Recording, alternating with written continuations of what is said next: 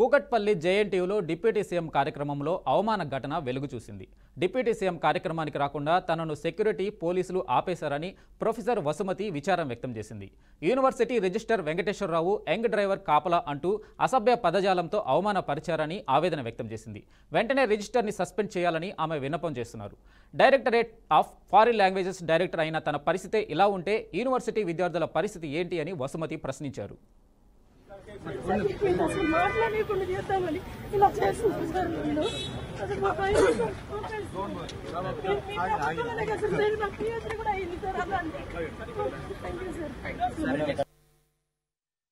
కుమారెడ్డి సార్కి ఫోన్ చేస్తే తను మా స్టాఫ్ అండి అలో చేయండి అని చెప్పారు. ఇలా రిజిస్టర్ హరాస్మెంట్, దీన్ని ఖండించాలి. రిజిస్టర్ నాకు జరిగిన అవమానానికి రిజిస్టర్ తీసివేయాలి.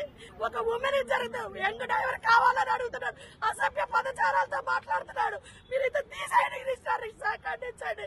డిప్యూటీ సీఎం గారికి కూడా నేను ధన్యవాదాలు చెప్పుకుంటున్నా. నాకు జరిగిన అవమానం ఏ ఉమెన్ కి జరగకూడదు. ఉమెన్ అంతా నాకు సపోర్ట్ చేయాలి. రాష్ట్రంలో కాంగ్రెస్ ప్రభుత్వంలో ఉమెన్ అంతా నాకు సపోర్ట్ చేయాలి. ఈ రిజిస్టర్ దింపాలి. ఇలాంటి అసభ్యంగా మాట్లాడే రిజిస్టర్ దింపేయాలి. మా విజయ్ కుమార్ రెడ్డి సార్కి ఫోన్ చేస్తే తను మా స్టాఫ్ అండి అలో